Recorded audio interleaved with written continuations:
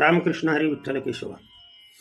विश्वातील जवळजवळ 80% लोक हे आपला आहार, खाण्यातील अनियमितपणा, फास्ट फूड आणि कोणतेही पदार्थ खाणे यामुळे मुतखडा आणि मुतखडा झाल्यानंतर किडनी फेल होणे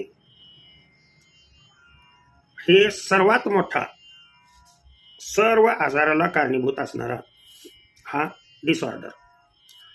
आणि एकदा की किडनी फेल झाली किंवा मुतखडा झाला तर मुतखडा झाल्यानंतर ऑपरेशन हा त्याच्यावरचा पर्याय असू शकत नाही.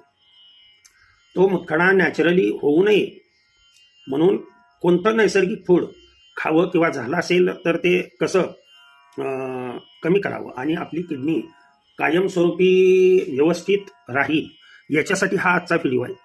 व्हिडिओ थोडासा मोठा होणार आहे परंतु सर्व रोगाला कारणीभूत असणारा